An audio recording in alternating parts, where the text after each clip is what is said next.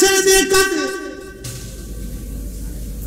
হায় হায় একটা ছোট্ট ভুলের জন্য আজ একটা সুন্দর যুবক মারা যাবে, এত বড় আমানতওয়ালা যুবক আজ মারা যাবে, এইরকম মুসলিম আজ মারা যাবে। কেঁদে ফেলে দিলেন হযরত ওমর। এমন সময় বাদী যারা, তাদের মনের পরিবর্তন আমার আল্লাহর সাথে সাথে ঘুরাই দিলেন। বাদীরা ডাকতে বলল, আমিরুল মুমিনিন, আমরা বুঝতে পারছি আমাদের আব্বাজানকে সে ইচ্ছা করে মারে নাই। যে ছেলেটা নিজের ভাইয়ের হক মিটানোর জন্য 3 দিনের দূরত্ব যাইয়া ভাইয়ের হক মিটাইয়া আবার ওমরের আদালতে মৃত্যুর কাঠগড়ায় দাঁড়ায়, আমার আর বুঝার বাকি নেই ছেলেটা নিষ্পাপ। আমিরুল মুমিনিন, আমরা তাকে ক্ষমা করে দিলাম, বাবার হত্যার কোনো প্রতিশোধ ফয়সালা নিতে চাই না, আমরা তাকে মাফ করলাম। ওমরের আদালত তারে যারা মাফ করে দেয়। হযরত ওমর আনন্দে উৎফুল্ল হয়ে বললেন, বাদী যেহেতু ক্ষমা করে দিয়েছে, ওমরের আদালত বেকসুর তাকে খালাস করে দিয়েছে। চিৎকার মেরে ধরে বলেন না মারহাবা। কেউ যদি আল্লাহর পথে থাকে ইজ্জত বাড়ায় কে? কেউ যদি আল্লাহর উপর ভরসা করে সাহায্যকারী কে?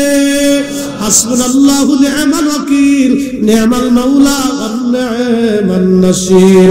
আপনি যদি আল্লাহর উপর ভরসা করেন, আমার মালিক আমার আল্লাহ আপনার জন্য যথেষ্ট হয়ে যাবে।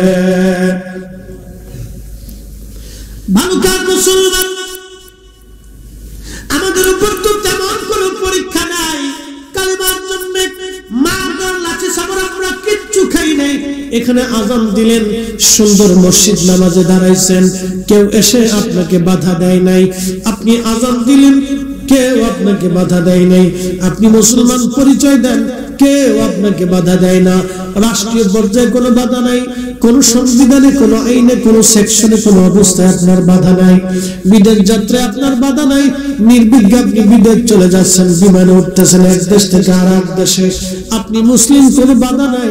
কিন্তু এমন একটা সময় ছিল, এমন একটা টাইম ছিল, মুসলমান পরিচয় দিলে তাকে কঠিন নির্যাতনের শিকার হতে হয়েছে। এই নির্যাতনের প্রথম যত সাহাবীরা ছিলেন, তাদের মধ্যে একজন সাহাবী, তার নাম হযরত বেলাল। বেলাল রাদিয়াল্লাহু আনহু নবীর সাহাবী। আমার আলম ভাই আমাকে বারবার বলছে, হুজুর আমি এই আলোচনাটা শুনে জীবনে বহু চোখের পানি ফেলছি। বন্ধু, এই আলোচনাটা আমি আমার পীর মুর্শিদের দরবারে দাঁড়ায় করছিলাম। ওই যে মজলিসে আমি আলোচনা করছিলাম, যেই দিন, ওই দিনই আলোচনা শুনতে শুনতে একজন মানুষ কাঁদতে কাঁদতে অবস্থায় তিনি মারা গিয়েছিলেন। তার জানাজার নামাজ আশার নামাজের পরে করেছিলাম। আল্লাহর একজন আশিক বান্দা, ওই অবস্থায় তিনি কাঁদতে কাঁদতে মারা গিয়েছিলেন।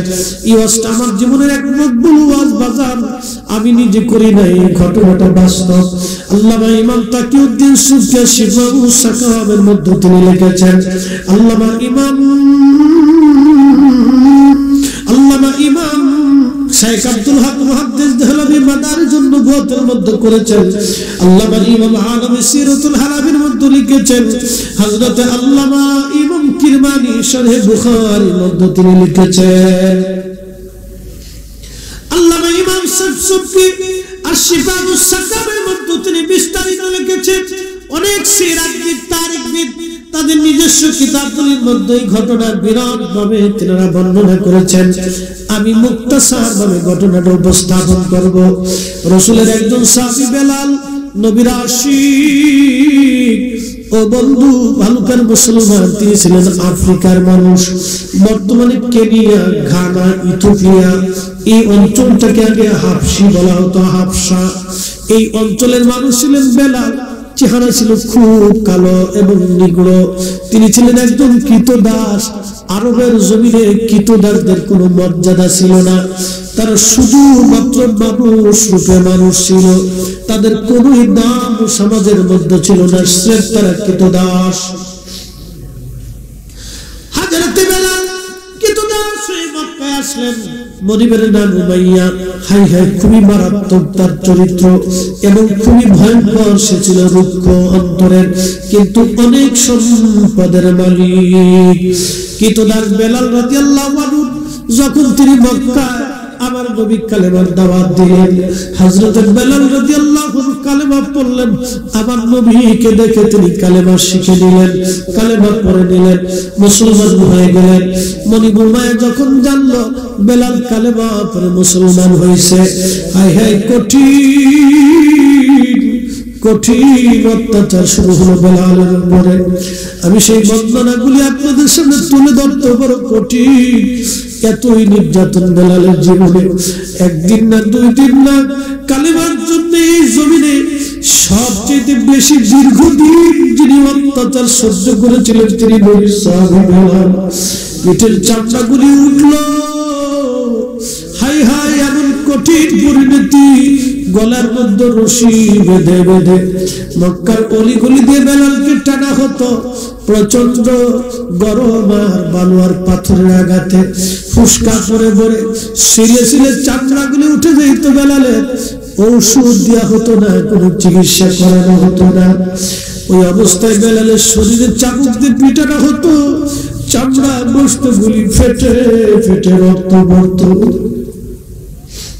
হযরত বেলাল একটা শব্দ শুধু উচ্চারণ করতেন, আহাদ আহাদ, আল্লাহ এক, আল্লাহ এক, আল্লাহ এক।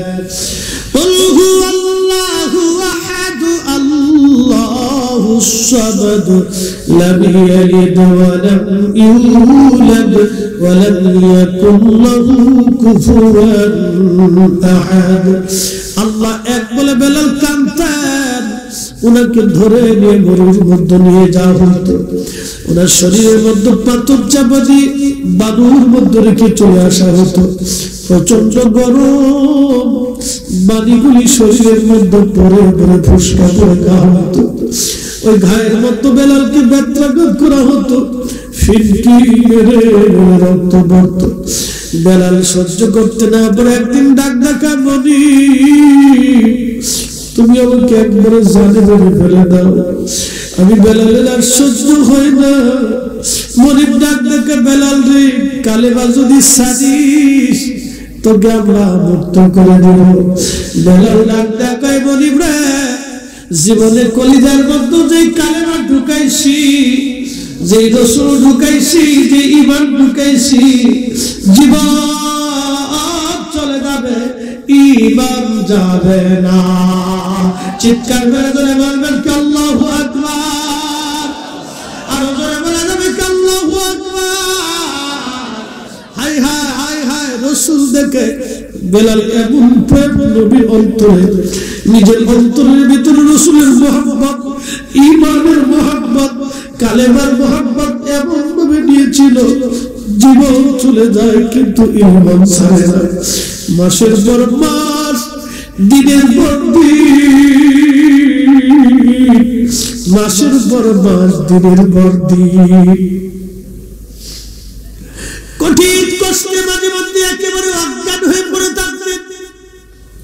আহাদ আহাদ বলে বেলাল কাঁদত। মালিক উমাইয়া মনিব একটা লোহার শিক আগুনের মধ্যে পড়াইয়া জিহ্বাখানা টেনে বের করে জিহ্বার ভিতর দিয়ে ঢুকাই মুখের মধ্যে বেলালকে বন্ধ করে দিল। জিহ্বা দিয়ে কথা বলতে পারে না, কিন্তু অন্তর দিয়ে কান্দার বলে, আল্লাহ তুমি আমাকে ধৈর্য ধারণ করার তৌফিক দাও। আল্লাহ আল্লাহ, ওরা আমার ঈমান কাটতে চায়, আল্লাহ আমার জীবন চলে যাবে, ঈমান যেন না যায়। হে রাসূল তোমায় ভালোবাসি,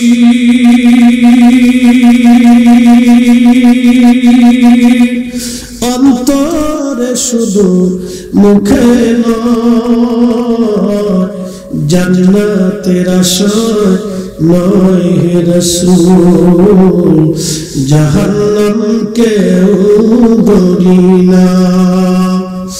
তোমায় পাওয়ার আশায় মানুষ ছুটে যায় মদিনা, তোমায় পাওয়ার আশায় মানুষ ছুটে যায় মদিনায়। এ আশিক দিদার দাও না, দূরে থাকিও না, এ আশিক দিদার দাও না, আর দূরে থাকিও না। হে রাসূল তোমায় ভালোবাসি, অন্তরে শুধু মুখে নয়, জান্নাতের আশা নয় হে রাসূল, জাহান্নামকে ডরি না।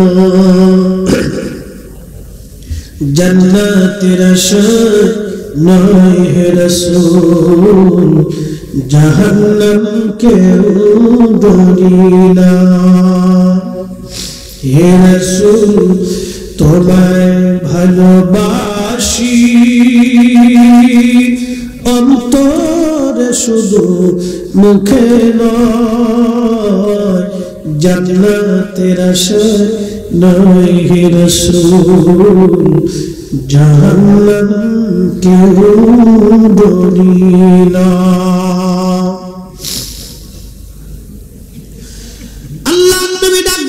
সাহাবীরা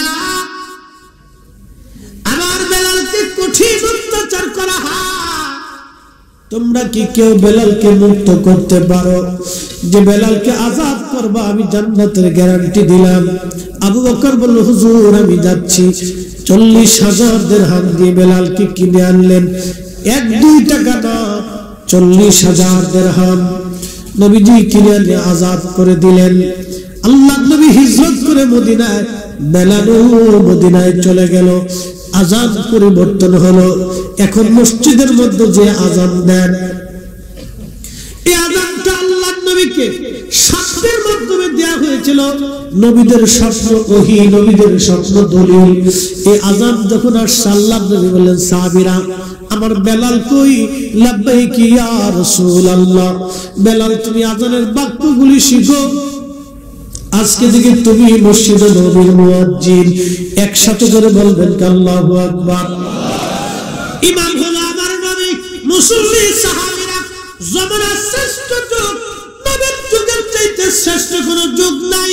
খায়রুল কুরুনি সুম্মাল্লাযীনা ইয়ালুনাহুম সুম্মাল্লাযীনা ইয়ালুনাহুম। আমার নবীর জমানা সবচেয়ে শ্রেষ্ঠ জমানা।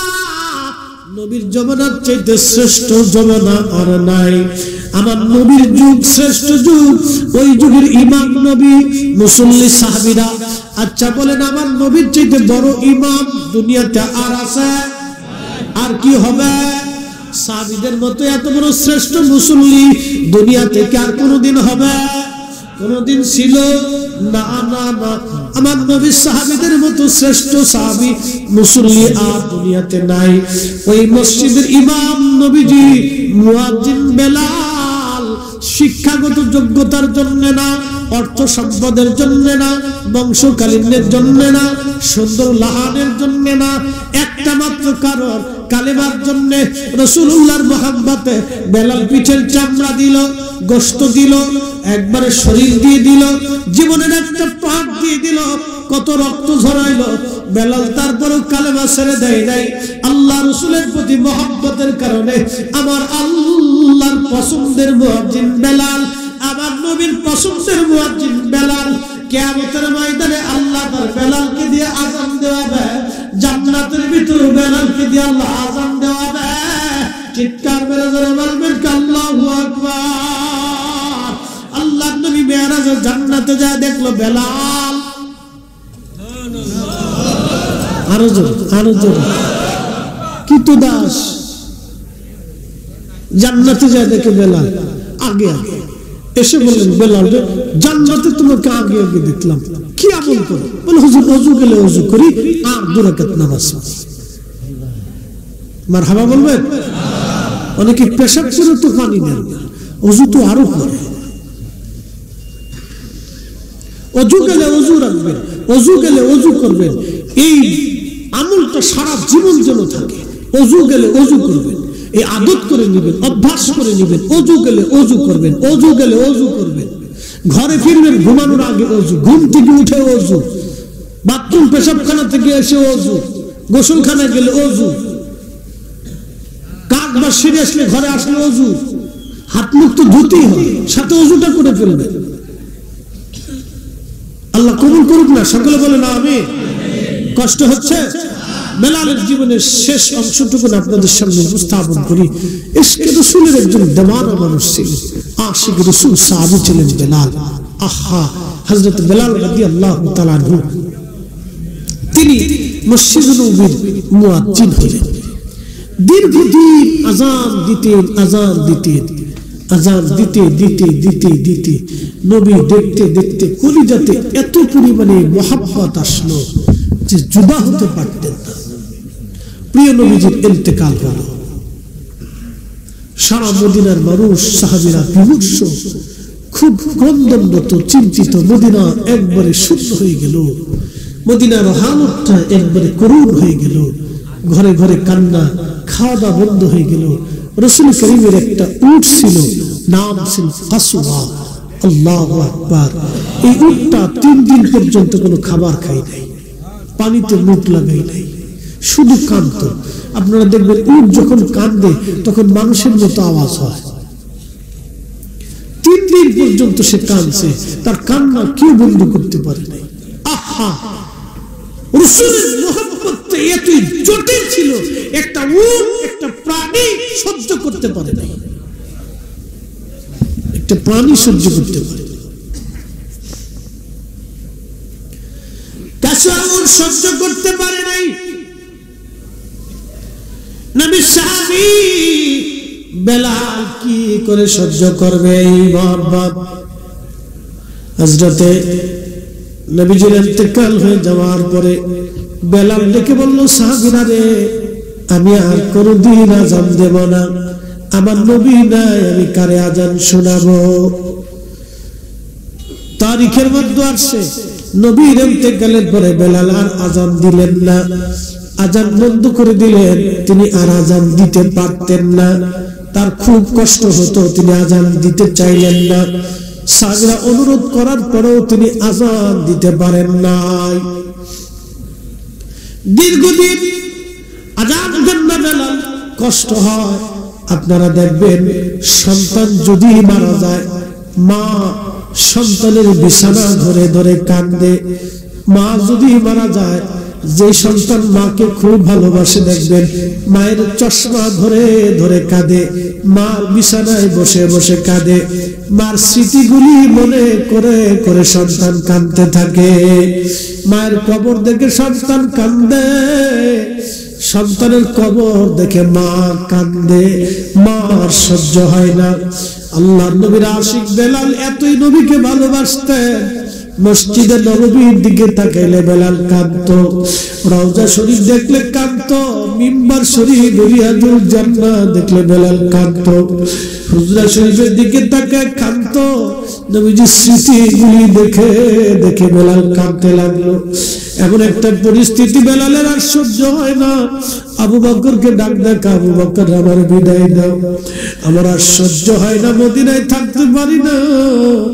তোমরা মদিনা শরীফের নবীর রওজা শরীফ দেখলে সহ্য করতে পারো, আমি বেলাল রওজা শরীফের দিকে যখন তাকাই আমার কলিজাগুলি ফেটে ফেটে আসে, আমি আর সহ্য করতে পারি না রে আবু বকর, আমার বিদায় দাও, আমি মদিনায় চলে যাব। হযরত আবু বকর বিদায় দিলেন, চলে গেলেন বেলাল মদিনার থেকে সিরিয়া দামেস্কে। রাত গভীর, বহুদিন পার হয়ে গেল। গভীর রাত্রিবেলা বেলাল ঘুমায়। আল্লাহর নবী স্বপ্ন ডাক দিয়ে বললেন, বেলাল এটা আমার সঙ্গে কেমন জুলুম শুরু করছো তুমি? বেলাল রে, কতদিন হলো তুমি আমি নবীর জিয়ারতে আসো না? বেলাল আসো, আমি নবীর জিয়ারতে আসো। বেলাল, কতদিন হলো তুমি আমার জিয়ারতে আসো না? বেলাল ঘুমোচ্ছে সিরিয়ায়, নবীজি স্বপ্ন দেখে, বেলাল আর দেরি কইরো না।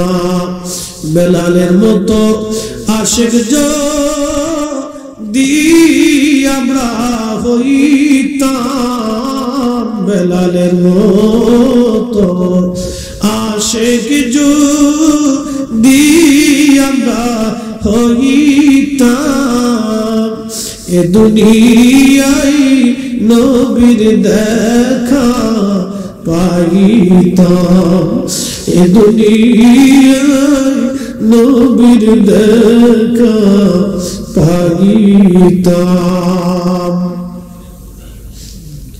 আল্লাহ নবীর আশিক সাহাবী সুদূর সিরিয়া থেকে রওনা দিছে মসজিদে নববীতে রওজা শরীফ তখন কাঠের জালি দিয়ে ঘিরে রাখা ছিল।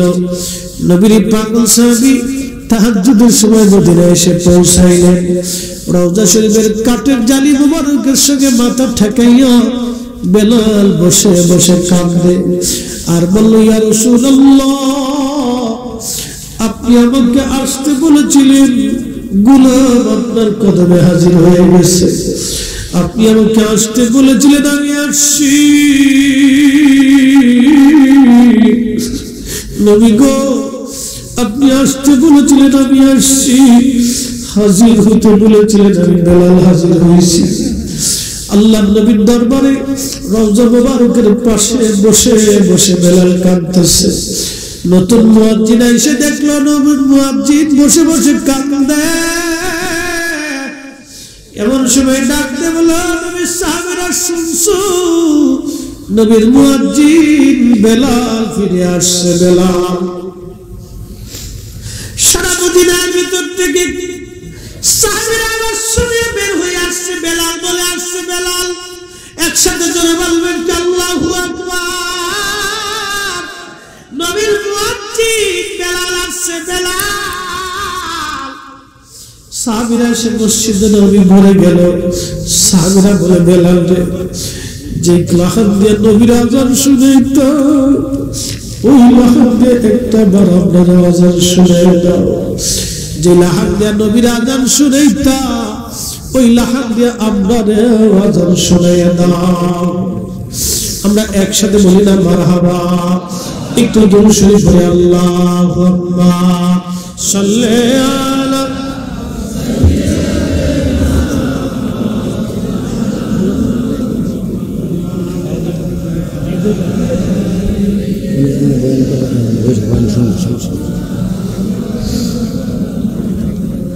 আরেকটু জবান খুলে আল্লাহুম্মা সাল্লি আলা মাওলানা মুহাম্মাদ ওয়া আলা আলি সাইয়্যিদিনা।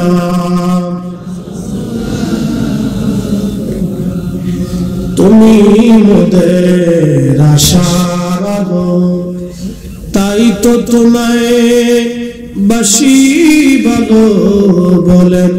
তুমি মোদের আশার আলো, তাই তো তোমায় বাসি ভালো।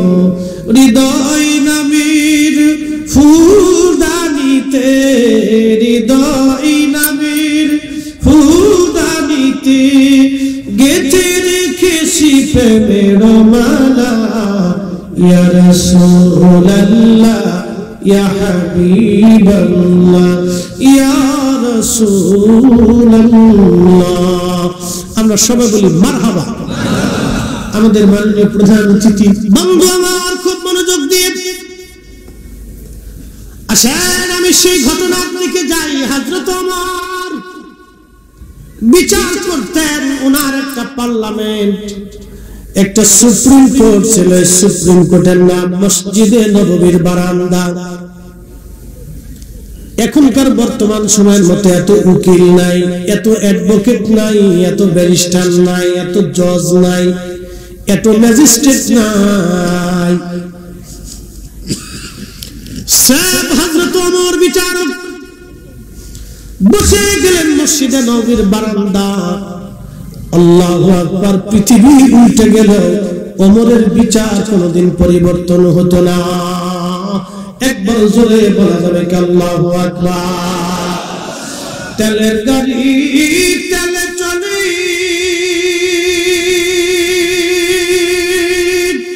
হাওয়ার গাড়ি হাওয়ায় উড়ে, বিনা তেলে নবী সুলাইমান, আমরা সেই মুসলমান, আমরা সেই মুসলমান, ঠিক কিনা? সেই মসজিদের জুতা চুরি করে, চিন্তা করেন আপনি কতটুকু অসুস্থ মস্তিষ্কের হলে মসজিদের জুতা চুরি না দিলে চুরি। আমার মনে পড়ছে সে আগে ওয়াজ করতাম, 30 টাকা দিচ্ছে স্টুডেন্ট লাইফে, ফাজিল থেকে ওয়াজ করে। তো এটা শেষ করছি, মনে করেন যে কামিল শেষ করছি এই আজকে অনেক বছর আগে। তো ফাজিল কামিল ওয়াজের বয়স মোটামুটি 16-17 বছর এরকম হবে। তো ওই সময় টাকারও দাম ছিল, আর মানুষ 100 টাকাও দিছে, 50 টাকাও দিছে, 500 টাকা দিলে বিরাট খুশি হয়েছি যে অনেক টাকা দিয়েছি। যাই হোক, আবার অনেকে ওয়াজ করার পরে হুজুর জান গে, পরে দেখা করবানি, ওনার সাথে আর দেখা সাক্ষাৎ হয় নাই, বুঝতে পারছেন? আর দেখা সাক্ষাৎ হয়েছে না। অনেকে কাছে বিকাশে দিয়ে দেবারি, আর বিকাশ কোনোদিন আসে না। তা আমি চিন্তা করলাম দিল না, যেহেতু আর রাগ করে কি করবো, যা যা চলে গেছে চলে গেছে। তো এরকম বহু হয়েছে, যা আল্লাহর বান্দার আল্লাহ মাফ করো। তো এই ওই সময়কার 150-500 টাকা জোগাড় টোগাড় করে অনেক মাহফিল করে 1600 টাকা দেখবেন জুতা কিনেছিলাম। তো তখন তো ইয়াং বয়স, বেশি ইয়াং। তো যুবককালের কাপড় চুপড় হইলে একটু পাম্প ভাঙবুং দিলে পোলাপান একটু খুশি হচ্ছেন না, একটু ভালো জুতা টুতা হইলে কাপড় চুপড় হইলে একটু ভাব বুদ্ধি দিয়ে রাস্তায় হাঁটে। এই একটি যুবক বয়সে, এটার দোষ না, বয়সের দোষ আর কি। হে পোলাপানের দোষ দিয়ে আর কি তা করতাম, এই বয়সের দোষ আর কি। তো ওই সময় একটু ভাব বুক দিয়ে স্টেজে আইসে জুতা টুতা পরে, স্টেজের নিচে জুতা রাখে ওয়াজ টোয়াজ করছি, দোয়া খায় করে নামি দেখি আমার জুতাই নাই। হাই হাই মাইক দিয়ে যে তোমার আল্লাহর দোয়াই লাগে আমার জুতা জোড়া দিয়ে যায়। আর জোরে ভাই সিরাজ মুসল্লিকা হুজুর আমার সিরাজ জোড়া এক প্লাস্টিকের স্যান্ডেল আছে, নিয়ে যান গে। আমি দেখ নাই আমার সাথে কানা মানা মালা। এরপর থেকে আমি 150 টাকার জুতো কিনতাম, যা শুরু নিয়ে যাই এবার 150 টাকার জুতা। এই অবস্থা। শুনেন, আমি কেন এটা বললাম আপনাদেরকে, মসজিদের জুতা চুরি করা এটা একবারে হীনতম ছোটলোকি কাজ, কথা ঠিক কিনা? ছোটলোকি কাজ। বাপরে, আমি এই কথা দিয়ে একটা কথা বুঝাইতে চাচ্ছি যে আমরা সামাজিক ভাবে এখনো সচেতন না, ভালো হইতে পারি না। ফিলিস্তিন আর ইসরায়েল যুদ্ধ হচ্ছে না, ফিলিস্তিনি নারীদেরকে দেখেন তো আপনি, খবরে দেখবেন, টেলিভিশনে দেখবেন, মিডিয়াতে দেখবেন, ওদের নারীরা মরে যাচ্ছে, গুলি খাচ্ছে, চোখের সামনে বাচ্চা, হাত নাই, চোখ নাই, পা নাই, মাথা নাই, মরে যাচ্ছে কোলের ভিতরে, কিন্তু মহিলা বুরকা ছুটে নাই। কি কথা কর না, বুরকা ছুটে নাই। আপনি আশ্চর্য হবেন, এগুলো আমাদেরকে বোঝার অনেক কিছু আছে, বুঝতে হবে, খালি শুনলে হবে না। একটা নারীর বুরকা ছুটে নাই, হেজাব ছুটে নাই, মুখ বেড়ে থাক, এটা তাদের সিচুয়েশন। হেজাব ছুটে নাই, সে বুরকা পরে নিচ্ছে, নারী একটা যুবতী মেয়ে, সে বুরকা পরে নিচ্ছে, মরে যাচ্ছে, ভাই মরে যাচ্ছে, বাপ মরে যাচ্ছে, বুরকা ছুটে নাই। এর অর্থ হচ্ছে কি জানেন, ওরা পরিবারের ছোট্ট থেকে, পরিবার থেকে, শিকড় থেকে এগুলি শিখায় শিখায় শিখায় শিখায় বড় করে তোলে। এই জন্য আমাদের বাচ্চাদেরকে উচিত শিকার থেকে নামাজ শিখানো, সালাম শিখানো, আদব শিখানো, লেহাজ শিখানো, ধর্ম শিখানো, কোরআন শিখানো, মিথ্যা না বলা শিখানো, হালালের পথে শিখানো, হকের কথা বলতে শিখানো এবং সঠিক যেটা ন্যায় সেটা শিখানো। এগুলো যদি আমাদের বাচ্চারা ধীরে ধীরে শিখতে শিখতে বড় হয়ে ওঠে, তখন সে ওই অন্যায় দেখলে সে সহ্য করতে পারবে না। কি কথা বলেন, ঠিক কিনা? ও মরে যাবে, মিথ্যা বলবে না।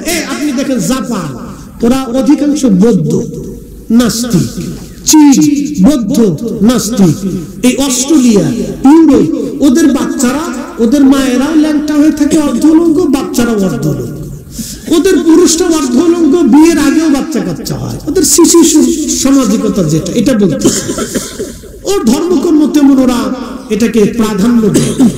কিন্তু দেখবেন ওদের দেশের মানুষ আমে ফরমালিন দেয় না, খাবারে ভেজাল দেয় না, আপনার এই মধুপুরে মাহফিলে গেছি, টাঙ্গাইলে, বললাম ভাইরে ঢাকায় বাচ্চা কাছে আনারস খাওয়াবো, তো বাগান থেকে আমার দুটো আনারস কিনে দেন, আমি টাকা দিচ্ছি ভাই, আনারস ভালো দেখে কিনে দেন, একবারে সাচ্চা জিনিস কাঁচা জিনিস নিয়ে বাচ্চারা খাওয়াই ফরমালিন ছাড়া।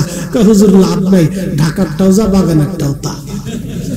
কারণ কি, গাছের মধ্যে মেরে দিচ্ছে। চিন্তা করতে পারছি, তাহলে ভালো কবে হবে বলে? এই জন্য ঢাকা শহরে দেখবেন অধিক লোক কিডনি সমস্যা, লিভারের সমস্যা, ব্লাড ক্যান্সার, হার্টের সমস্যা। হার্ট সিদ্ধ হয়ে গেছে। কেন সিদ্ধ হবে হার্ট? আগের যুগের মানুষ 60 বছরে হার্টে কিছু হচ্ছে না, 99 বছর বয়সে 100 বছরের মানুষ যুদ্ধ করছে। এখন 30 বছরের একটা ছেলে জন্ম নিয়েছে, পেটের ভিতর থেকে হার্ট সিদ্ধ হয়ে গেছে। এগুলি কারণটা কি? এই সব খাবারের ভিতরে ভেজাল। খাবারের ভিতরে ভেজাল দিল কেন? জিনে দিয়ে গেছে না, ফেরেশতাও দিয়েছে না, আমার আপনার ভিতর মানুষ দিয়েছে। তার মানে বোঝা গেল যে মানুষগুলি খাদ্যের মধ্যে ভেজাল দিয়ে আমার দেশের মানুষকে অসুস্থ বানাইতেছে, আল্লাহর কসম করে বলি ওরা মানুষ হইতে পারে নাই, ওরা শুয়োরের চাইতে নিকৃষ্ট। কথা বল ঠিক কি? ওরা শুয়োরের চাইতে নিকৃষ্ট। ও মানুষের সত্তাই হতে পারে না, ও মানুষই হতে পারে না। ও নামাজ পড়লে কি হবে? ওই টাকা দিয়ে লক্ষ কোটিবার হজ করলেও হজ হবে না, হাজার বছর সাজদা করে থাকলেও সাজদা হবে না। এই কথা বলে ঠিক কিনা? মসজিদ বানিয়ে দিলেও 1 টাকার সওয়াব হবে না। একে কি করে ওয়াজ বোঝাবো বলে? দিব্যি খাওয়াচ্ছে, বিড়ি মানুষ খুব মজা করে খায়। ভক্ত অধিদপ্তর খুঁজে দেখলো যে বিড়ির ভিতরে এমন এক ওষুধ দেওয়া হয় যে খুব টেস্ট হয়। আমি ওদের সাথে মাঝে মধ্যে অ্যাডজাস্ট ফেসবুকে দেখি, আমার কাছে ভালো লাগে।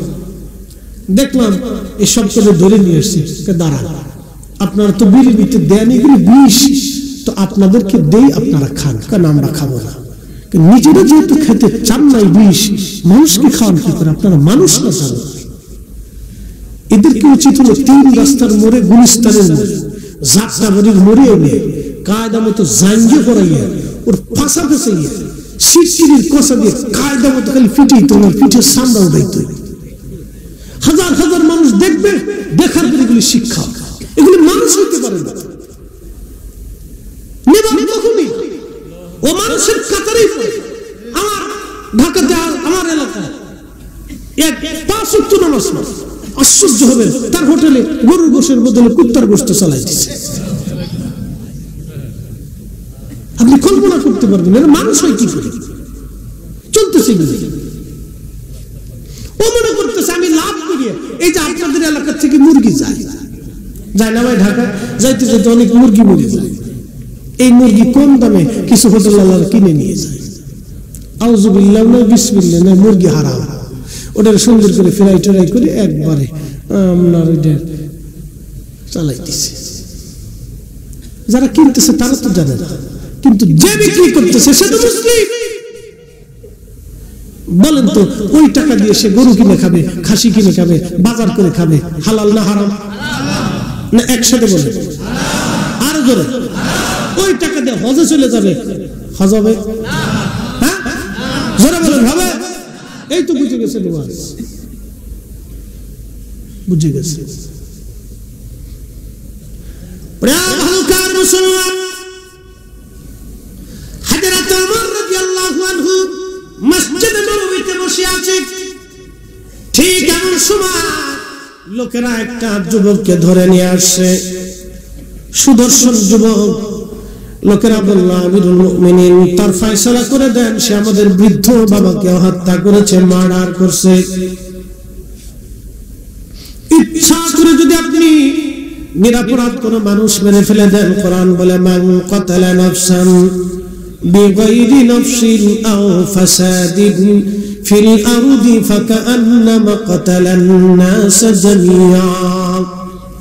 একজন নিরপরাধ মানুষ যদি আপনি মারেন, হিন্দু না মুসলমান, বৌদ্ধ না খ্রিস্টান না, কোন ধর্ম কোন দেশ, আল্লাহ এটার কথা বলেন নাই, আল্লাহ মানুষের কথা বলেছেন। নিরপরাধ মানুষ যদি আপনি মেরে ফেলে দেন, আল্লাহর কোরআন বলতেছে তামাম জগতের মানুষ মেরে ফেললে যে গুনাহ, একজন নিরপরাধ মানুষ মেরে ফেললে সেই পরিমাণে গুনাহ আপনার আমলনামায় চাপাই দেওয়া হবে, অর্থাৎ আপনার জাহান্নাম ছাড়া আর কোনো রাস্তা নাই। এত কঠিন গুনাহ নিরপরাধ মানুষ মেরে ফেলে। খুব মনোযোগ দিয়ে। কিন্তু আপনি দেখবেন কুকুরে কুকুরে মারামারি করে, এক কুকুর আর এক কুকুরে মার্ডার করে না। কি দেখছেন আজ পর্যন্ত? শুনে যান, আজকে শিখে যান। এক বিড়াল আর এক বিড়ালে মারামারি করে কিন্তু মার্ডার করে না। এক পাখি আর এক পাখি, কবুতর কবুতর মারামারি করে, মার্ডার হয় না। মুরগাই মুরগাই মারামারি করে, মার্ডার হয় না। মুরগি মুরগি মারামারি করে, মার্ডার হয় না। বন্ধু উঠে উঠে মারামারি করে, মার্ডার হয় না। গরু গরু মারামারি করে, মার্ডার হয় না। ছাগল ছাগল মারামারি করে, মার্ডার হয় না। কিন্তু মানুষ মানুষে মারামারি করলে মার্ডার হয়। কথা বলেন না কে? তার মানে বুঝে গেল আমরা মানুষ হইতে পারি না। আল্লাহ যে মানুষ দুনিয়াতে পাঠাইছে এই মানুষ হইতে পারি না। যে মানুষ হতে বলছে সেই মানুষ হতে পারে নাই। এই মানুষ বানানোর জন্য আল্লাহর নবী 23 বছরের জীবনে খেয়ে না খেয়ে কষ্ট করে না ঘুমিয়ে সারাটা জীবন পার করছে। সাহাবায়ে কেরামের জীবন চলে গেছে। কত সাহাবী খোদায় খোদায় খোদায় খোদায় কত রজনী পার করছে।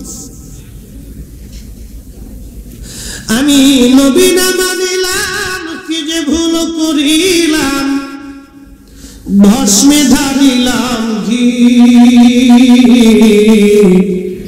মানুষ হইয়া ভবেতে আসিয়া মানুষের করিলাম কি, মানুষ হইয়া ভবেতে আসিয়া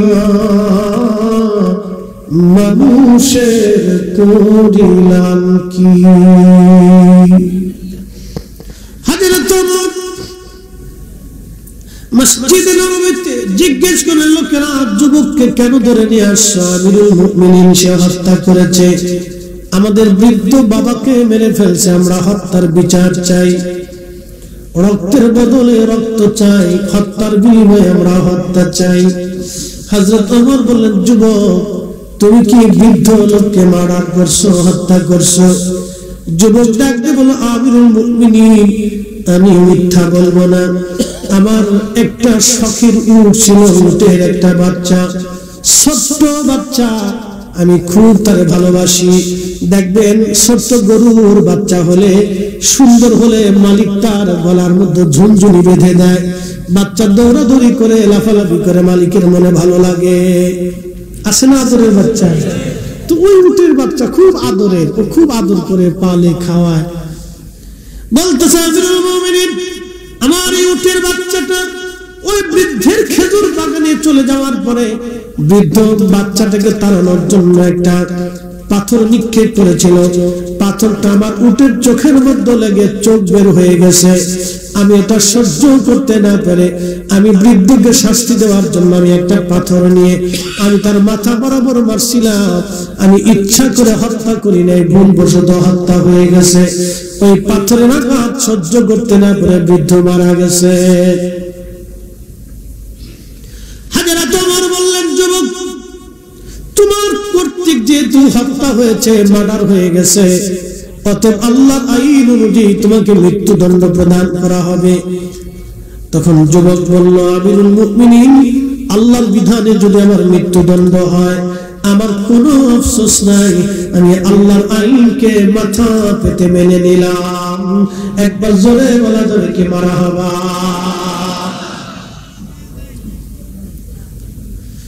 হযরত ওমর ডেকে বললেন, তোমার মৃত্যুদণ্ড দিয়ে দিলাম। যুবক ডেকে বলল, আমিরুল মুমিনিন মৃত্যুদণ্ড আমাকে দিবেন, মৃত্যু দিবেন, আমাকে শুলে চড়াবেন, ফাঁসি দিবেন, অথবা আমার গলা কেটে ফেলবেন, কিন্তু আমাকে তার আগে 3টা দিন আপনি আমাকে জামিন দেন। বলে, যুবক রে জামিন দিয়ে তুমি কি করবা? বলে, হুজুর আমার বৃদ্ধ বাবার ইন্তেকালের সময় আমার এবং আমার ছোট ভাইয়ের জন্য কিছু সোনা দানা টাকা পয়সা জমা করছিল, ওই টাকা সোনা দানাগুলি আমার অংশটুকু আমার আব্বা আব্বা আমাকে বুঝাই দিয়ে গেলেন, আমার ভাইটা ছোট ভাইয়ের আমানতটা আমার আব্বা আমাকে বুঝাই দিয়ে গেছেন।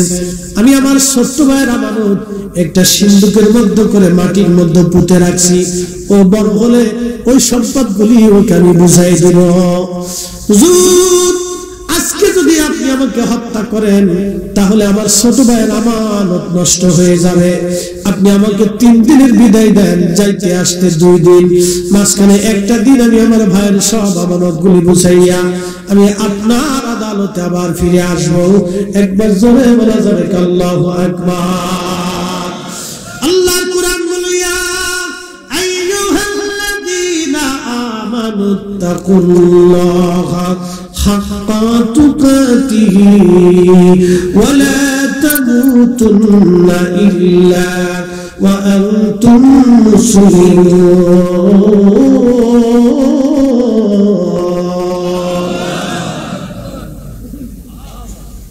হে ইমানদার, আমি আল্লাহকে ভয় করার মতো করো। ইমানদার, আমি আল্লাহকে ভয় করার মতো তুমি ভয় করো। আর ওয়ালা তামুতুন্না ইল্লা ওয়া আনতুম মুসলিমুন। মুসলমান না হইয়া মইরো না, মুসলমান না হইয়া আইসো না। পাশে গোরস্থান কত মানুষ কবরে চলে গেছে, ভালুকাবাসী কত মানুষ কবরে চলে গেল। আল্লাহ বলল, বান্দা কবরে তো আসতেই হবে, মৃত্যু তো হবেই, মরণ থেকে বাঁচার কোনো রাস্তা তো নাই, অবশ্যই মৃত্যু তোমার হবে। যেহেতু মৃত্যু হবে, অতএব তুমি মুসলমান হইয়া তারপরে কবরে আসো। মুসলমান না হইয়া কিন্তু আইসো না, মুসলমান না হইয়া আইসো না, মুসলমান না হইয়া আইসো না। হযরত ওমর ডাক দিয়ে বলতেছে, যুবক, তোমাকে 3 দিনের জামিন দিব, বলো তোমার জিম্মাদারি কে নেবে? যুবক ডাক দিয়ে বলল, আমিরুল মুমিনিন, এই মদিনার মধ্যে আমার কেউ নাই, কেউ আমাকে চিনে না, আমি কাউকে চিনি না, কে আমার জামিনদার হবে? হযরত ওমর বললেন, কেউ যদি জামিনদার না হয় তোমাকে তো আমি জামিন দিতে পারবো না, আগে দেখো কেউ তোমার জামিনদার হয় কিনা, জিম্মাদারি তোমার কেউ নেয় কিনা। এমন সময় নবী বাগানের ভিতরে, সাহাবী বাগানের ভিতরে, রাসূলের সাহাবীদের বাগানের মধ্যে একজন সাহাবী, তার নাম হযরত আবু যর গিফারি রাদিয়াল্লাহু আনহু। তিনি অত্যন্ত শরীফ এবং খুব আবেদ এবং জাহেদ সাহাবী ছিলেন, খুব বুজুর্গ সাহাবী।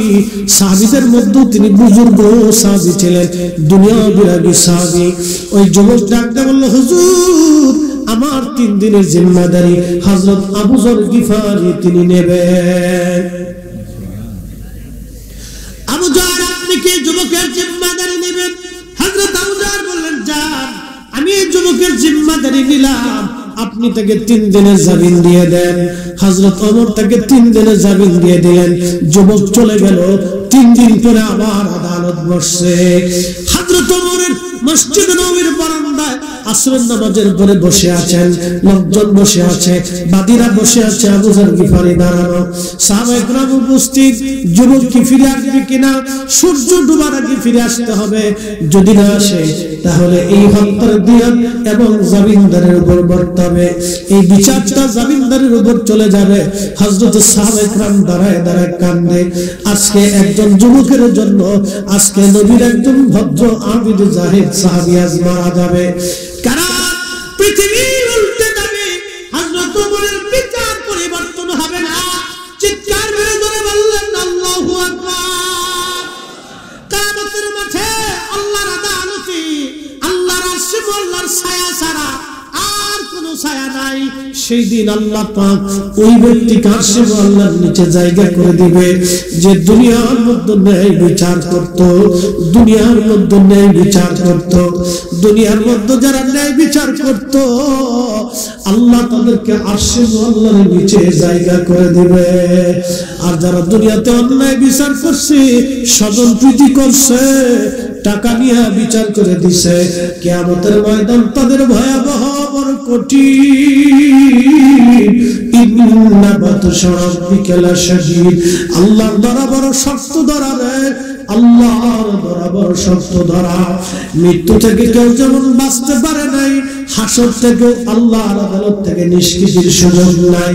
মরণ থেকে যেমন কেউ বাঁচতে পারে নাই, আল্লাহর বিচার থেকে বিচারের তেমন কোনো স্বতন্ত্রতা হবে না। মৃত্যু যেমন সত্য, আল্লাহর বিচার তেমন সত্য।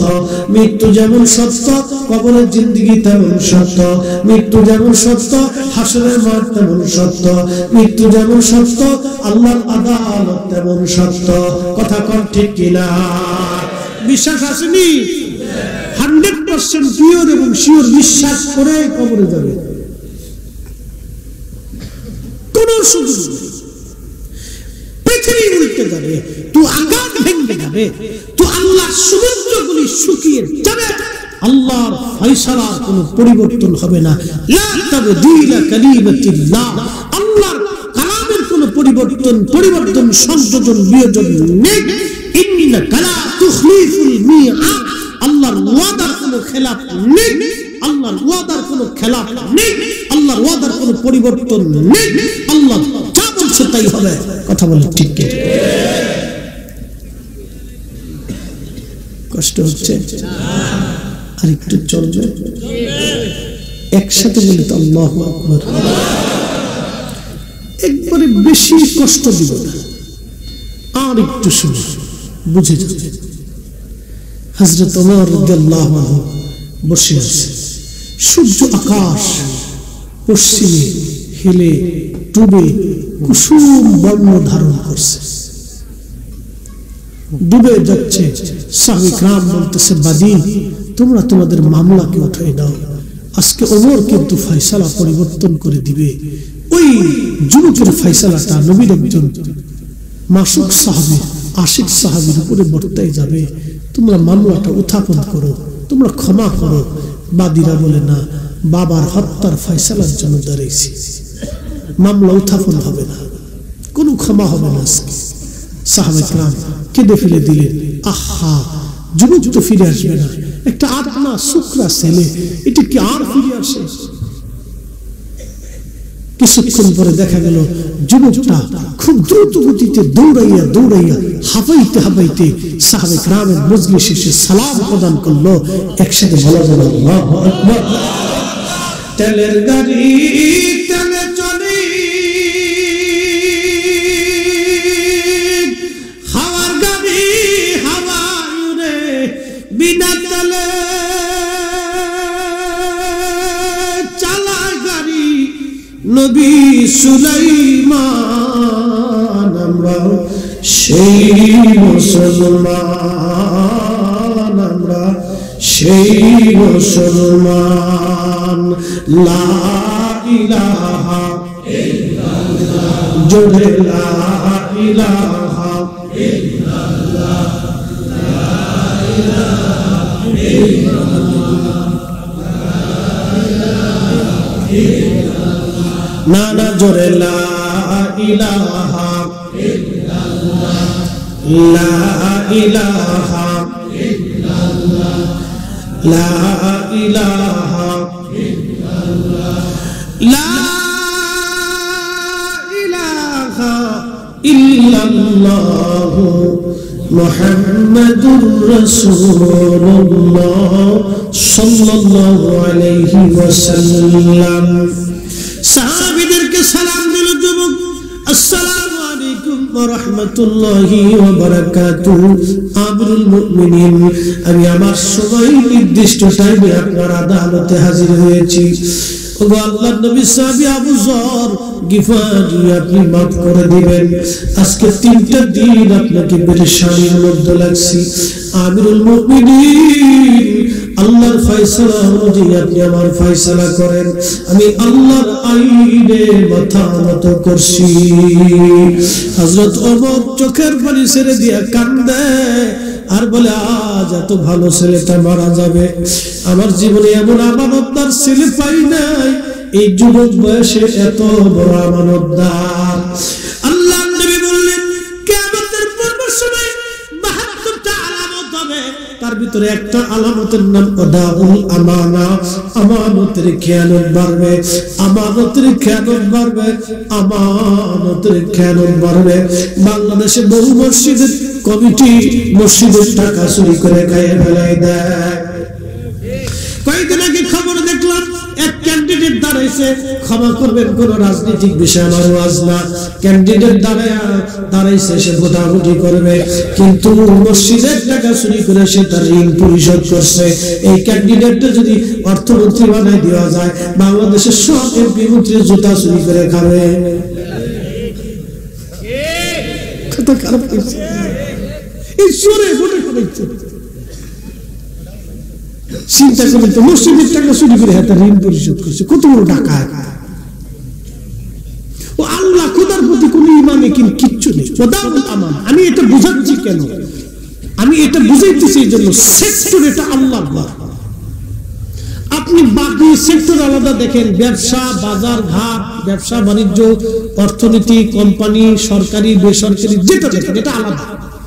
এখানে কোনো ধর্ম নেই, এখানে ব্যক্তিগত ফাংশন, অর্থনৈতিক ফাংশন, রাষ্ট্রীয় এবং কোম্পানি টম্পানি নিজস্ব ব্যক্তিগত ফাংশন, এটা আলাদা। কিন্তু মসজিদ তো এটা আল্লাহর জায়গা, আল্লাহর ঘর। কথা কোন ঠিক কিনা? তার অর্থ আমি এটাতে বুঝাইতে চাচ্ছি যে আমানতের খেয়ানত এত পরিমাণে নিম্ন পর্যায়ে গেছে যে আল্লাহর ঘরটা পর্যন্ত আমরা ছাড়ি না। আমার মসজিদে ওই হাজুল তো অনেক বড় মসজিদ, 4-5 হাজার মুসল্লি প্রত্যেক জুমাতে হয়। তো এই মসজিদে অনেক টাকা উঠে প্রত্যেক জুমাতে এই সোরে গিরিল কাটছে, গিরিল কাইটে, তারপরে সিন্ধুকে 3 তালা কাইটে, এরপরে সোরে টাকা নিয়ে চলে গেছে। আমার মুতল্লি মহোদয় বলতেছে, হুজুর একটু বালা করে দোয়া করে দেন, আল্লাহ যেন মতো হেদায়েত করে। আমি বললাম চিন্তা করেন কেমনে হেদায়েত হইব? আমি এটাই চিন্তা করতেছি, যে বেটা গিরিল কাটলো, 3টে তালা কাইটে মসজিদের টাকা নিছে, ও তো আন্তর্জাতিক সুর। আল্লাহ খুদার কোন ভয় ডর কিচ্ছু নেই। এলাম দোয়া করলে কি করে হেদায়েত হবে? না, তারপরেও করে দেন। আচ্ছা ঠিক আছে করলাম। কি সুর? আমি এটা থেকে বুঝাইতে চাচ্ছি যে আমানতের এত পরিমাণে ডিভিশন হলে আর জাতি এই পর্যন্ত চলে যায়। আরে মসজিদের জিনিস তো আমরা আমাদের জীবন দিয়ে রক্ষা করবো, কারণ এটা আল্লাহর ঘর। কথা কোন ঠিক কিনা? আমরা এখানে ডরে জুতা পাই দিয়ে ভিতরে ঢুকি না, কারণ মসজিদ আল্লাহ শাইর, ওমা ইউআযিম শাআইরাল্লাহি ফাইন্নাহু মিন তাকওয়াল কুলুব। অন্তরের তাকওয়ার জন্য আল্লাহর কোরআন বলতেছে তোমরা আল্লাহর শাইরকে সম্মান করো, তাজিম করো। তো মসজিদ তো আল্লাহর শাইর, আল্লাহর নিদর্শন। তো আল্লাহর নিদর্শনকে সম্মান করার কারণে আমরা জুতা পাই দিয়ে যাই না, আরো টাকা চুরি করে ফেলছি। তাহলে বোঝা যাচ্ছে এটা হচ্ছে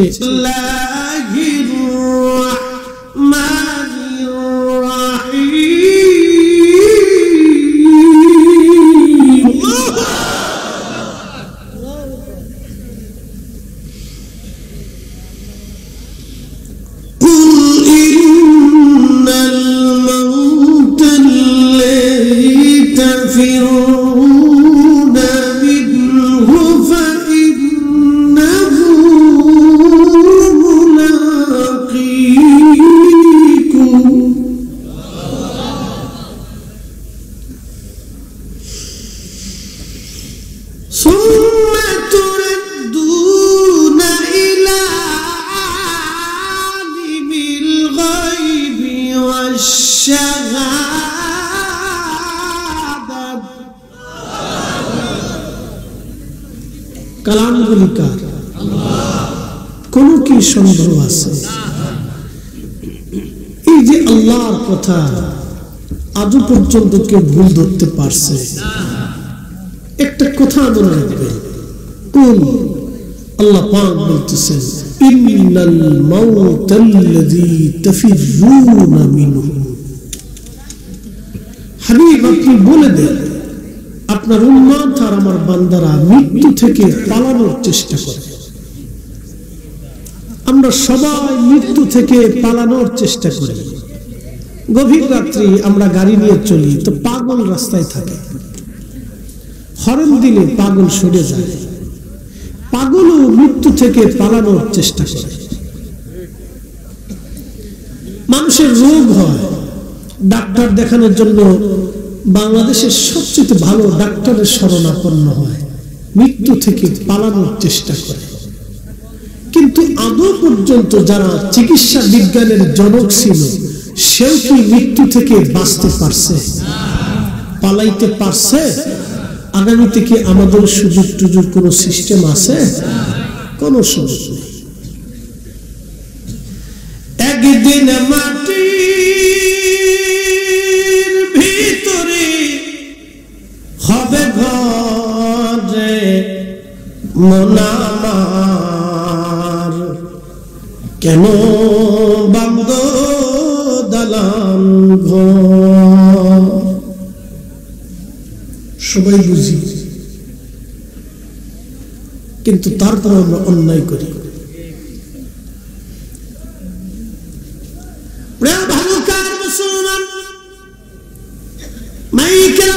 যত দূরে যাচ্ছি, অনেকে ঘরের মধ্যে বসে শোনার চিন্তা, অনেক মা বোনেরা এসেছেন, কথাগুলি খুব মনোযোগ দিয়ে শুনে যাবেন। আমার রব বলল, হাবিব আপনার উম্মতকে বলে দেন, আমার বান্দাকে বলে দেন, মরণ থেকে যতই পালানোর কোন রাস্তা নাই।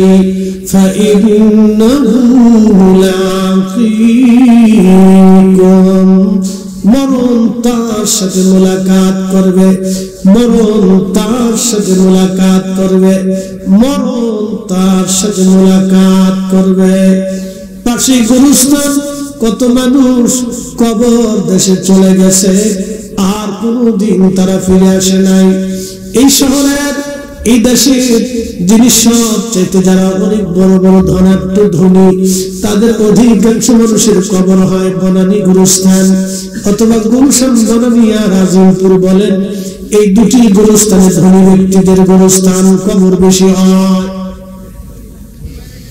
খেয়াল করে দেখবেন, বালুকার মাটিতে 100 একর জমিন নাই, তার জন্য যে মার জমিন বরাদ্দ, আহা বসুন্ধরা গ্রুপ আর যমুনা বলেন, বিভিন্ন বড় বড় কোম্পানি গ্রুপের মালিক বলেন, হাজার হাজার কোটি টাকার মালিক, তাদের জন্য একই মাটি বরাদ্দ, 1 ইঞ্চি বেশিও হবে না, কমও হবে না। কথা বলেন ঠিক কিনা? কোন সুযোগ, একবারে চিরসত্য, একেবারে চিরসত্য। তারপরে ওই মানুষগুলি বুঝার চেষ্টা করে না যে আমার জন্য 3.5 হাত জমিন বরাদ্দ, কেন আমি আমার ভাইয়ের জমিন খাবো? কেন আমি আমার ভাতিজার জমিন খাবো? কেন আমি আমার প্রতিবেশীর জমিন খাবো? কেন আমি আমার এতিমের জমিন খাবো? কেন আমি আমার বোনের জমিন নষ্ট করব? এ মানুষগুলি বুঝে না। আপনি আদালতে যে দেখেন হাজার হাজার জমি নিয়ে মামলা, কি কথা কন না? মামলা কেডাই করছে? জিনে। কারা করছে? মানুষই করছে। ভাই ভাইয়ের বিরুদ্ধে মামলা করছে, চাচা ভাতিজার বিরুদ্ধে মামলা করছে, বোন ভাইয়ের বিরুদ্ধে মামলা করছে, এই মামা ভাগ্নের বিরুদ্ধে মামলা করছে, ভাগ্নে মামার বিরুদ্ধে মামলা করছে, চলতেছে, যুগের পর যুগ চলতেছে। কোন মামলার বয়স 40 বছর, কোন মামলার বয়স 20 বছর, কোন মামলার বয়স 10 বছর, অথচ 3 জন মিলে এক জায়গা বসে সিদ্ধান্ত নিলে কিন্তু সমাধান হয়ে যায়, কিন্তু মামলা চলতেছে। ও নিজেও জানে না যে আমার টাকা নষ্ট হচ্ছে, ভবিষ্যৎ নষ্ট হচ্ছে, সময় নষ্ট হচ্ছে, মামলা চলতেছে। জমিন নিয়ে মামলা চললো, মামলা চলতে চলতে চলতে চলতে 20 বছর জমিনের পিছে দৌড়াইয়া আল্লাহর বান্দা 3.5 হাতি বরাদ্দ হয়েছে, বেশি হয়েছে, বুঝে না, চলতেছে। ভালুকার মুসলমান খুবই মনোযোগ দিয়ে শুনে যাবে না। জমিন নিয়ে মামলা, পরিবার নিয়ে মামলা, একই মায়ের রক্ত, একই সন্তান, শরীরের ভিতরে একই বাবার রক্ত প্রবাহিত। বাবা মরে গেল, ভাইয়েরা ঝগড়া বাঁধাই দিল জমিন নিয়ে। বড়জন ভালোটা নিতে চায়, মেজজন ভালোটা নিতে চায়। সবাই যদি এক জায়গায় বসে আল্লাহকে ভয় করে ভাগাভাগি করে নিয়ে নেয়, কোনো ঝগড়া লাগে না, প্রতিবেশীও লাগে না, আর কোনো দর্জন লাগে না। সবাই এক জায়গা বসে যদি ভাগাভাগি করে নিয়ে নেয়, কোনো মারামারি ঝগড়া ফাসাদ নাই। খালি ছোটজন বলবে বড় রে আল্লাহরে ভয় কর, বড় বলবে ছোট রে আল্লাহরে ভয় কর। এই জমিন আমাদের জন্য না, আব্বা পরিশ্রম করে খেয়ে না খেয়ে আব্বা আমাদের জন্য রেখে গেছে। আব্বা ইচ্ছা করলে বিক্রি করে ভালো মন্দ খেয়ে যেতে পারত, সন্তানদের মায়ে বাবা বিক্রি করে যায় নাই, আমাদের জন্য বাবা জমা জমি রেখে গেছে। তিনজনে আল্লাহকে ভয় করে আল্লাহর আইন মোতাবেক সমানভাবে আমরা ভাগ করে নেই। সমাজ লাগবে না, রাষ্ট্র লাগবে না, প্রশাসন লাগবে না, চেয়ারম্যান মেম্বার লাগবে না, আমরা নিজেরা নিজেরা ভাগ করে সমানভাবে বন্টন করে নিয়ে যাই। তুই আল্লাহরে ভয় কর, আমি আল্লাহরে ভয় করি। আল্লাহর জমিন আমরা এই মাটির নিচেই ঘুমাবো, এই মাটির নিচেই জায়গা হবে, এই মাটির নিচে আমাদের ঘর হবে। আয় আমরা তিন ভাই সমানভাবে মিলে মিলে ভাগ করে নিয়ে যাই। আল্লাহর কসম করে বলি কোনো ঝগড়া ফাসাদ লাগবে না। কি কথা বলেন ঠিক কিনা? কোনো ঝগড়া, কিন্তু মানুষ বুঝে না, খালি ঝগড়া, বুঝে না, ঝগড়া করতেছে। বালুকার মুসলমান, এই কথার সাথে হযরত ওমরের জীবনের একটা ঘটনা মনে পড়ে গেল আমার। খলিফাতুল মুসলিমিন ওমর মসজিদে নববীতে বসে বসে বিচার করতেন। কত বড় খলিফা দেখেন। বর্তমানে ইরান, এরপরে ইরাক, এরপরে কুয়েত, এরপরে কাতার, বাহরাইন, দুবাই, জর্দান, ওমান, ইয়ামান, সৌদি আরব, লিবিয়া, লেবানন, তিউনিসিয়া, ফিলিস্তিন, মিশর, আলজেরিয়া, মরক্কো, এই পুরা দেশের খলিফা ছিলেন হযরত ওমর। একসাথে বলবেন কি আল্লাহু আকবার? আরো জোরে, আরো জোরে। বালিশ ছিল কি জানেন? হাতের ডানা। কল্পনা করলে মাথা নষ্ট হয়ে যায়। উনার জীবনের দিক তাকাইলে আমাদেরকে মুসলমানই মনে হয় না। কি কথা কন না? উনাদের জীবনের দিকে তাকাইলে আমরা মুসলমানই মনে হয়। হাতের ডানার উপরে মাথা দিয়ে ঘুমাইতেন। বিছানা ছিল খেজুরের মাদুর। শুইতে শুইতে পিঠের মধ্যে খেজুরের পাটির দাগ পড়ে যেত। আপনাদের দেশে খেজুরের পাটি দিয়ে বিছানা বানায় না? আমাদের ফরিদপুরে আছে। আমাদের এলাকায় বেশি পরিমাণে খেজুরের গাছ। আমাদের বাড়িতে আমার আব্বার থাকাকালীন প্রায় 300-400 খেজুর গাছ ছিল। আমাদের অনেক ল্যান্ড ছিল, জমি। তো 300-400 খেজুর গাছ মাঝিরা কাটত, অনেক খেজুর গাছ। তো ওই খেজুরের পাতা দিয়ে মাদুর তৈরি করা হয়, পাটি। আমাদের আঞ্চলিক ভাষায় বলে পাটি। তো কি বলে ভালো কা? পাটি না? আচ্ছা ঠিক আছে, একই নাম আর কি। এই খেজুরের পাতা দিয়ে পাটি বানানো, আরবে খেজুরের পাতা দিয়ে পাটি বানানো হতো। ওই মাদুরে হযরত ওমর ঘুমাইতেন, পিঠের মধ্যে দাগ পড়ত। শুনেন, ইসলাম আমাদেরকে দিয়ে হয়ে গেছে, ইসলাম ওনাদেরকে দিয়ে হয়ে গেছে।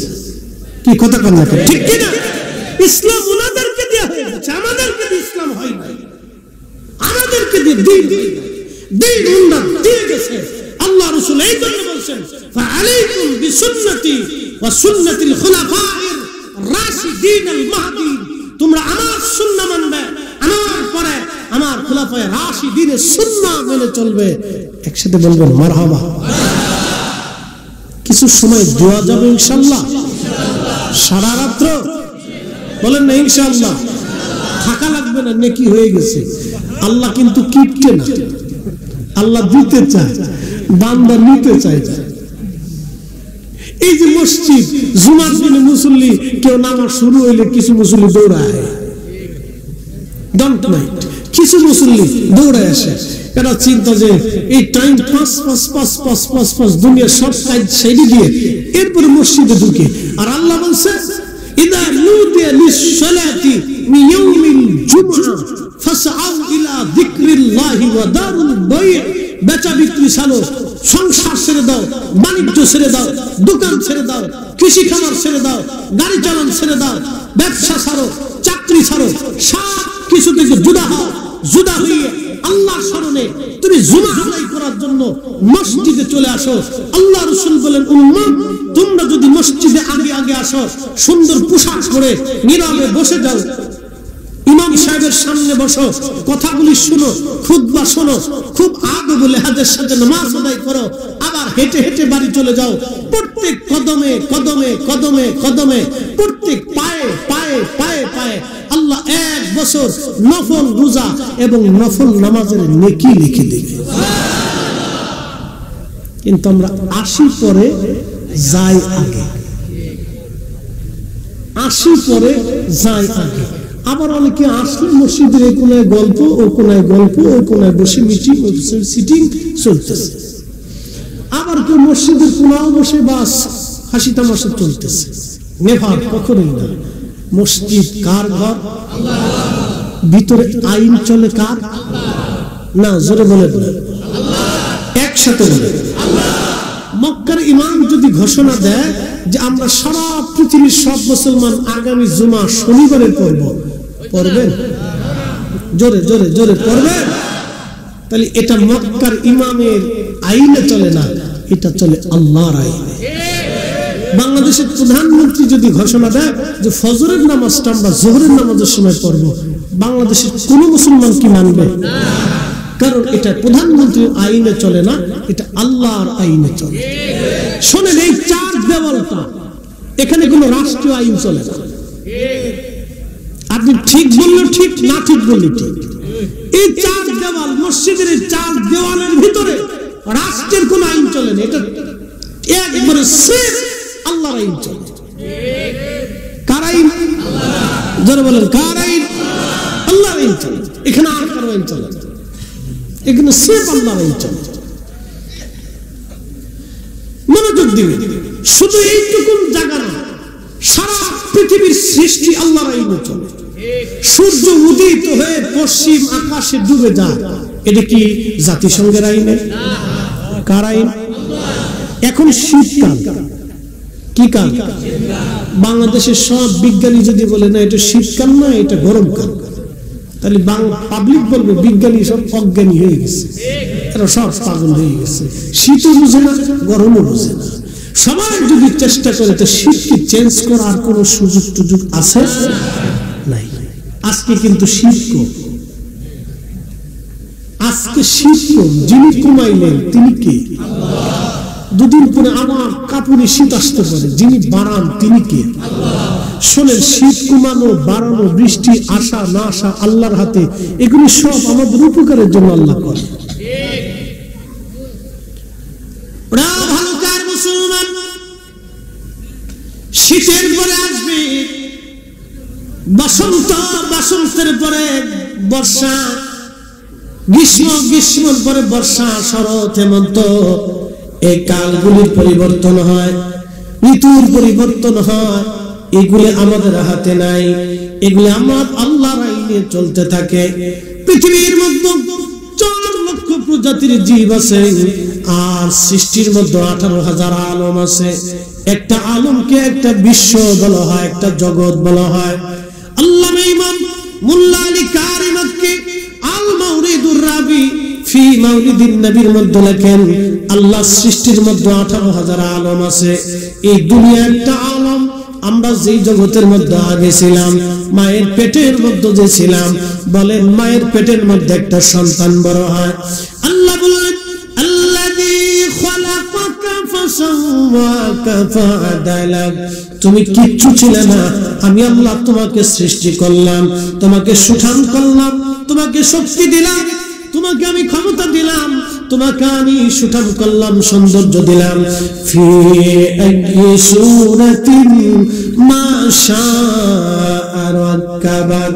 আমি যেইভাবে চাইলাম সেইভাবে তোমাকে সুরত দিলাম, তোমার নাক বানাইলাম, চোখ বানাইলাম, হাত বানাইলাম, দেহ বানাইলাম। আমরা ইচ্ছা করলে দেহ বানাইতে পারতাম না। মায়েরা গর্ভবতী হয়, আমাদের মায়েরা যখন গর্ভবতী হয় তখন তারা ডাক্তারের কাছে যায়। গাইনি বিশেষজ্ঞ, নারী মহিলা বিশেষজ্ঞ ডাক্তার যারা, তাদের কাছে যাওয়ার পরে ডাক্তারদেরকে দেখানো হয়। ডাক্তাররা দেখে, চেক আপ করে, এরপরে তার স্বাস্থ্য দেখে, রক্ত দেখে, তার শারীরিক অবস্থানটা পর্যবেক্ষণ করে ডাক্তাররা প্রেসক্রিপশন করে। আচ্ছা বলেন তো, পৃথিবীর এত বড় বড় ডাক্তার আজও পর্যন্ত সন্তানের চেহারা মায়ের পেটের মধ্যে পরিবর্তন করে দিতে পারছে? তাহলে মায়ের পেটের ভিতরে একটা সন্তান কি হবে, ছেলে না মেয়ে, এটা আমাদের আইন না, এটা আল্লাহর আইন। মায়ের পেটের ভিতরে আমি কি পরিমাণে খাবার খাবো, কতটুকুন পানি, কতটুকুন পুষ্টি, সব আল্লাহর আইনে চলে, ডাক্তারের আইনে চলে না।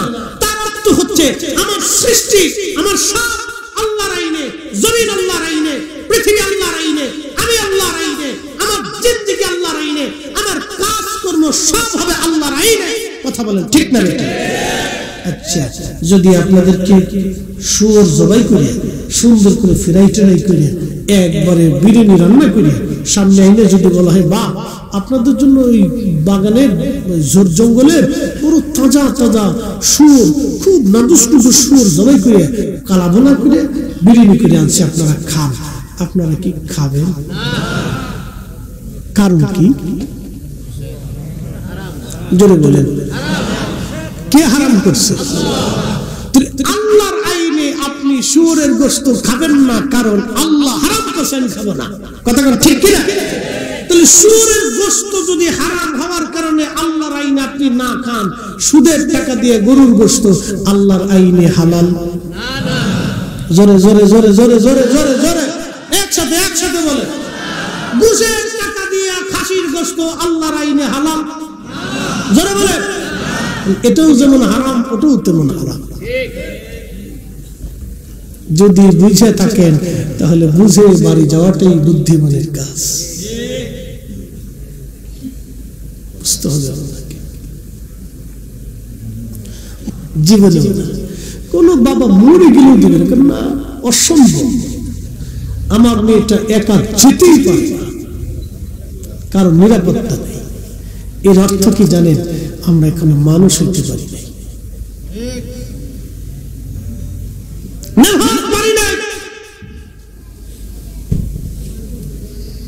যদি পারতাম তাহলে অবশ্যই এখান থেকে মেয়ে হেঁটে রাত 12টার সময় ধমকে একা একা যেতে পারবে, কিন্তু পারি না। বুড়া মানুষ বসে বসে দোকানে বেডি মেশিন নাচ দেখে, বৃদ্ধ বাবা যেটা মনে কষ্ট নেই, সব বৃদ্ধ একটা বুড়া বসে বসে নাচ দেখতেছে। বলে, দাদা কি করো? সিনেমা দেখতেছি। দাদার বয়স 60 বছর হয়ে গেছে, কখনো সিনেমার নেশা গেছে না।